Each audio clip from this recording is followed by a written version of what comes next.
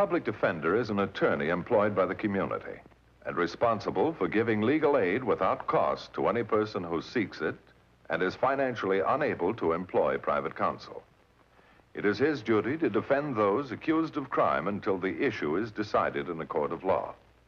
The first public defender's office in the United States was opened in January 1913. Over the years, other offices were opened. And today, that handful has grown to a network of lawyers cooperating to protect the rights of our clients. The case you're about to see made newspaper headlines not so long ago. The story of a man who almost killed another to keep what he wanted.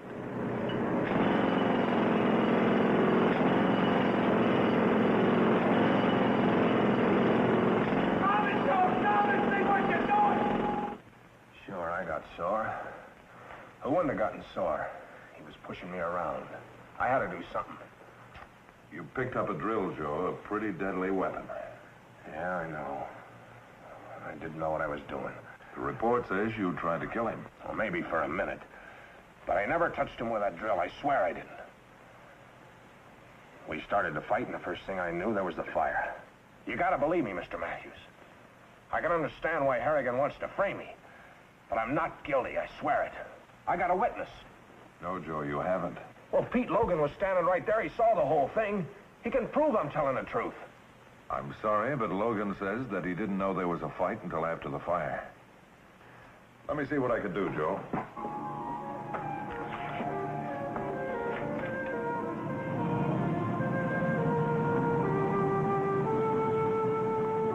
Mr. Harrigan? That's me. I'm Bart Matthews, Public Defender's Office. This is my daughter, Mary. How do you do, Miss Harrigan? Hello. What do you want to see me about? I'm representing Joe Riley. I'd like to ask you a couple of questions. I already told the cops all I know. He tried to kill me. I hope he gets what he deserves. I'd better be going, Dad. I have to get back to the office. Goodbye, darling. Goodbye, Miss Harrigan. Goodbye. Your charges and Joe's version of the fight seem to conflict. He's lying. He never was any good. I never should have hired him. You knew him before the job? He worked for me on a bridge job a few years ago. It was booze and women then, and it still is. Well, if he was that irresponsible, why did you hire him again? I didn't want to. I had to. Suppose you tell me something about it. Well, our caisson work is tough. This North River job beat 'em all. Right from the beginning, we were hitting bone. Hitting bone is drilling hard rock. Mighty dangerous work when you're 50 feet below the bottom of a river. But there was more than the rock to contend with. There was water and cave-ins and dynamite. Let's go away! Yes, and there were the tempers of the men working in confined quarters. Men who spent most of their lives underground.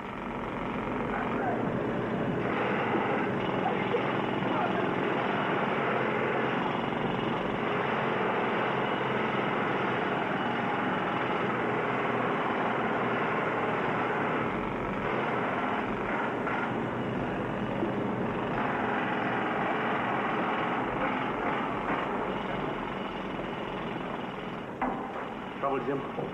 Yeah. They want 6 feet by tomorrow night. 6 feet through bone. I'd like to have the whole gang of them down here. They couldn't ditch 6 inches. Maybe if we could get some help. Where? I got all the agencies in town looking. Panty wastes. They're afraid to do a man's work. They're liable to get their feet wet. Joe O'Reilly's back in town. Him? I wouldn't have him on the job. He can spud, Jim. You said so yourself. Right now, we need help bad. Not that bad. Come on, grab that drill. Push that dirt! Move! We got a tunnel to build! Come on, Red!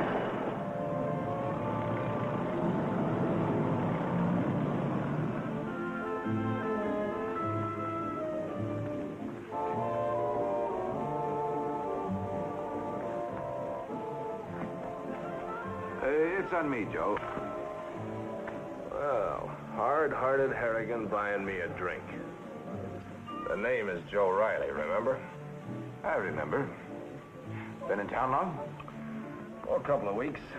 Colorado, putting up a couple of bridges. Broke? Why not? You wouldn't be offering me a job, would you, Harrigan? Could be. No. What do you mean, no? Once is enough. I like my bosses straight, not supercharged. Or have you become more human lately? I need a driller, Joe. We're pushing bone. Pays good. They pay better in South America. Hey, you think them senoritas would go for me? I heard you were playing poker the other night. I didn't think you cared. Oh, just trying to get you off the hook. Get who off the hook? Me or you? Sure. I owe money, but I'm not worried. That North River job you got's an 8-ball. You've been crying all over town for drillers. You buying me a drink ain't friendship. Okay, I'm in trouble. I'll pay you $1 an hour extra. You ain't enough trouble. $2. 2.5. 7 o'clock in the morning, Joe. There'll be overtime if you've got the guts to stick it out. Well, I guess them senoritas will just have to wait.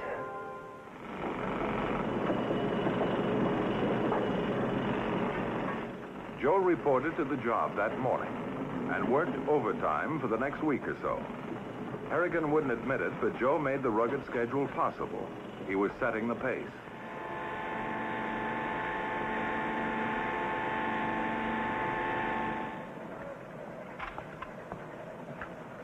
Billings? Eagle screams today, boys. Benson? Page? Riley? Oh. Easy come, easy go. How about you and me making it go tonight? Lay off, Riley. I can dream, can't I? Logan? Mr. Harrigan. Thank you, darling. Hey, just a minute. Yes?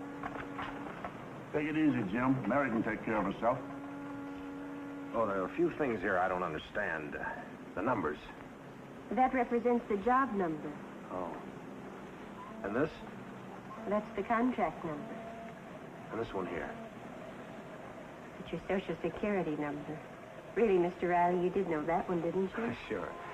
I just wanted to talk to you. You got a nice voice. Thank you. Oh, well, just a minute. I was serious.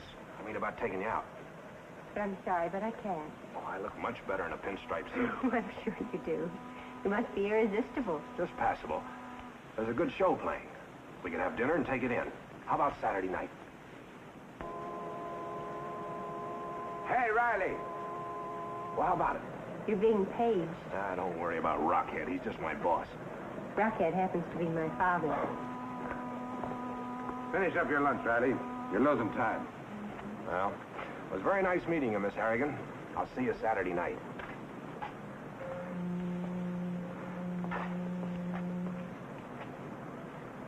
Mary, you're not going out with him, are you? I think he takes a lot for granted.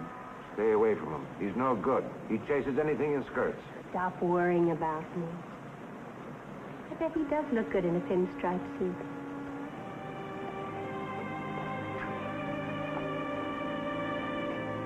I told her about the guy that night. Everything. And I warned her again.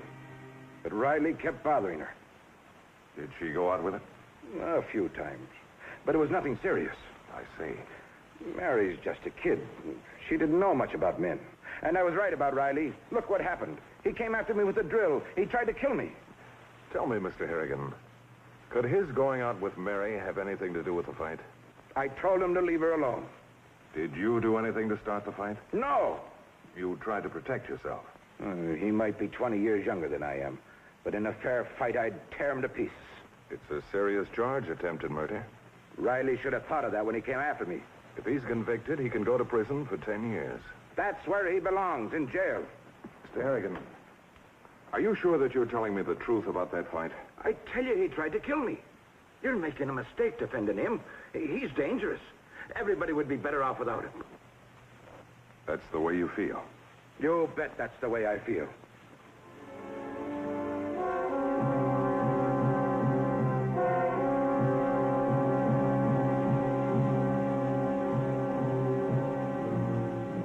You like a daughter to me, Mary.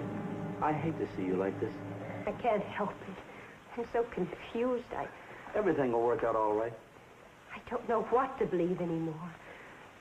I know it's my fault, but why did Joe have to do it? Why did it have to happen?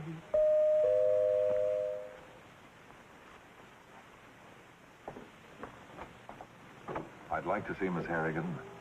You'll have to make it some other time. Mary isn't feeling very good. It's rather important. Please, Mr. Logan, ask him to come in. I thought I answered all of your questions. I thought you did too, but now I'm not so sure. I know it's your job to defend Joe, Mr. Matthews. But how could there possibly have been any justification for what he did? He tried to kill my father. That's not Joe's story. I don't care what he told you. He couldn't have been telling the truth. Joe says that you were a witness to the whole fight. I didn't know there was a fight till after. What more proof do you need? Lots more, Miss Harrigan. It's your father's word against Joe's. Despite the testimony, I find it hard to believe that Joe is guilty.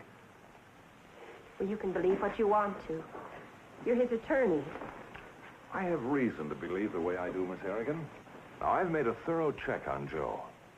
I know all the jobs he's had in the last 10 years. I've talked to most of the people he worked for. They like him. There isn't one of them who wouldn't give him a job right now.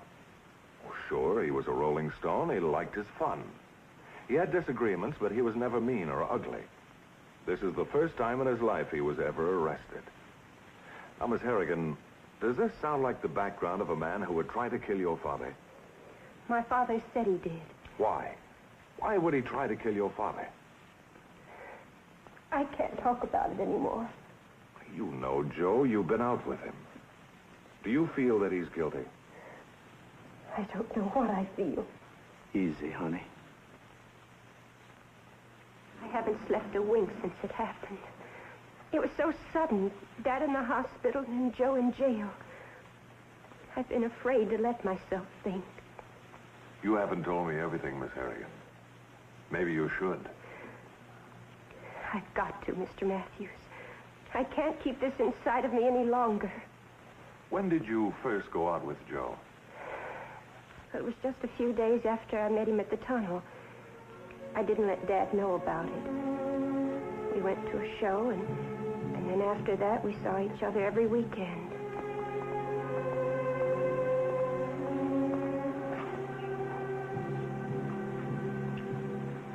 No, Joe. Please. You're thinking of your father again. I have to. I'm all he has in the world. But you gotta break away someday. I know it, but not yet. Not yet. What are you waiting for? Look, we can't go on like this. You haven't even told him about us. I can't, Joe. You know how he is. If he thought that you were dependable... I am now, Mary. I want us to get married, to settle down, have a home. I want those things, too. But I want him to like you, Joe. I want him to be glad that I'm marrying you. That's a big order. It's not too big if you'll try. I'll try anything. But then stop teasing him and rubbing him the wrong way. And stop finding nicknames for him. But, honey, I'm only ribbing him. I know, but he takes it seriously. Don't you see, Joe? He's competing with you, with the whole crew. He's always had to be the strongest and the best. And he just won't face the fact that he's getting older. Honey, what do you want me to do? You've got to get along with him, even if it means swallowing your own pride. All right, if that's the way you want it. I'll have that big bone crusher eating out of the palm of my hand. And remember, Joe, no more nicknames. Joe Riley went back to work the next day, determined to win Jim Harrigan over.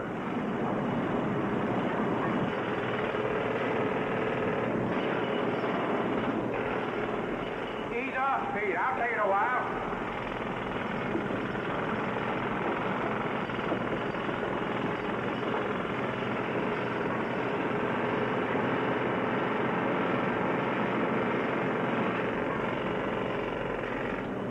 We're on schedule, boss.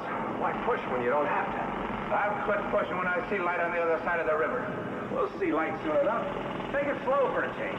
Get back to your drilling, Riley. You're not being paid for advice.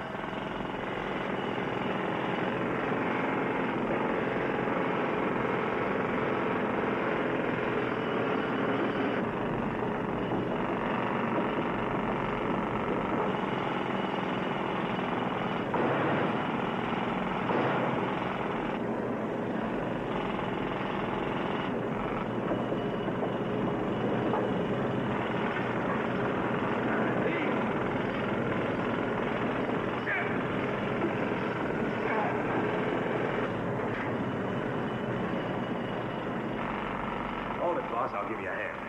I don't need a hand. All you need's a little help. I don't want any help. Get back to your drill. Come on, let's try again.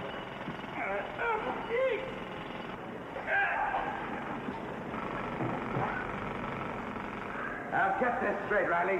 When I tell you to do something, do it. Now get back to that drill.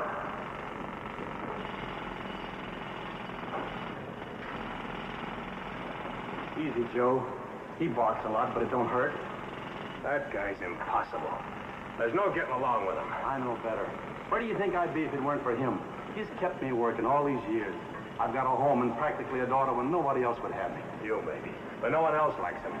They break their backs. What thanks do they get? Well, maybe he don't show it, but he's loyal to those that stick. Logan, Riley! Stop gabbing and get to work! Sure. He's great. Great. Joe, you shouldn't be here. Dad'll be home any minute. I don't care. I want to talk to you. What happened? Get him to like me, you said. I've been practically crawled on my hands and knees trying to help him. I've been eating dirt for a whole week and I'm sick of it. Joe, nothing can be accomplished this way. You're angry. I got a right to be. We'll work it out some way, darling. Just be patient. You said that for the last month. Look, honey, we're getting married. You got my engagement ring and you can't even wear it. What's the matter, Mary? Aren't you sure of me? Don't you love me? You know I do. Well, then what are we waiting for? I don't want to hurt him. Don't you see, Joe, that he loves me, too? He spent his entire life working for me. You gotta make up your mind. You can't have both of us. Give me time to think about it, Joe. What is there to think about? I love you so much, darling. Mary. Get out of here. Now, take it easy, Harrigan. We got a few things to tell you. You heard me. Get out of here. We love each other, Dad, and we're going to be married. Marry him? Not while I'm around. How long's this been going on? A couple of months. Behind my back. Be calm, Jim. This is for real. You wouldn't know what that meant. I warned you. I told you to stay away from him. I told you it was never anything but booze and skirts for him, and you wouldn't listen. You listen, Dad. Joe isn't like that at all. You were wrong. If I ever catch you around this house again, I'll throw you out. If you ever try to see her again, I'll tear you apart. Now get out of here. Dad, please. I told you there was no use. You're fired, Riley. Finished. Pick up your check tomorrow. I never want to see you again.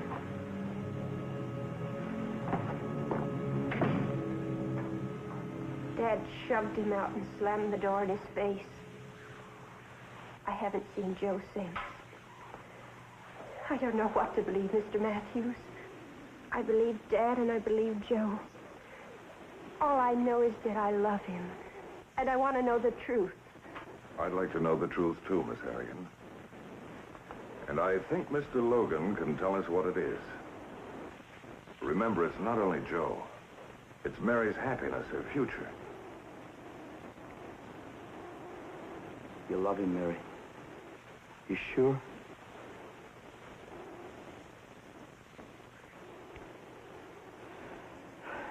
You're right, Mr. Matthews. I know what happened. I saw it. I thought Harrigan would own up. I didn't know how it was between Mary and Joe. But first, you got to understand how it is between Harrigan and me. He saved my life once. He kept me working. He's my best friend. I understand. Suppose you tell us how it happened. I didn't know about the argument, so it didn't seem strange when Joe showed up for work the next morning.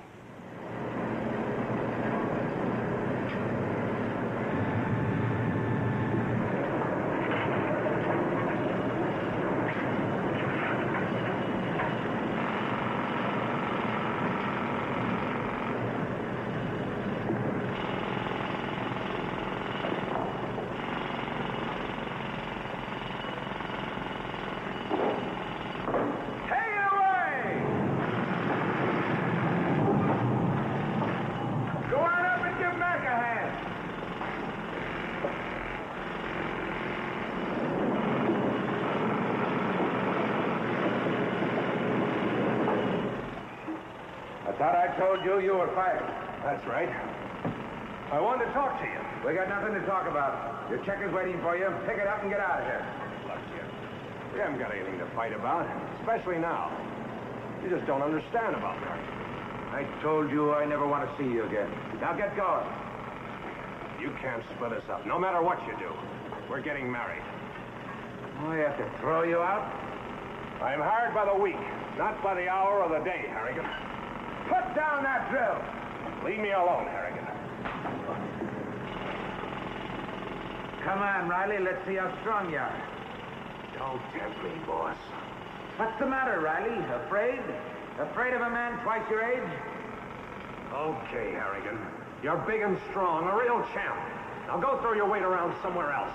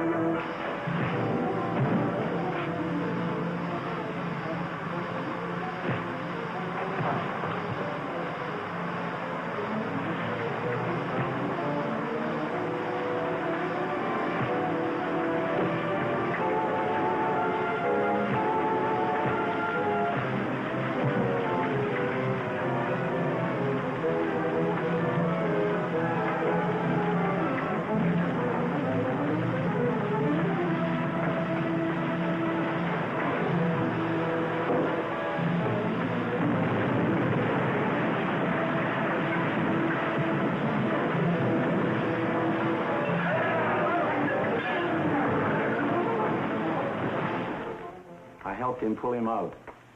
They fought all right, Mr. Matthews, but Joe didn't try to kill him.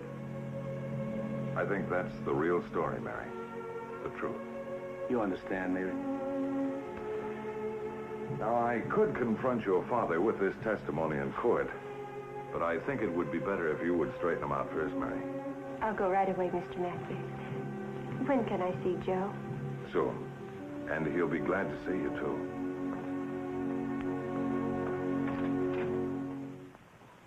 On the basis of Jim Harrigan's testimony, the district attorney dropped the complaint, and Joe was released that day. Joe and Mary are married now. They've got an apartment just down the street from where Harrigan and Pete Logan live. They're friendly, except for an argument now and then about Junior. But aren't all father-in-laws that way? Now, the case you have just seen was brought to a fair and just conclusion through the efforts of a public defender.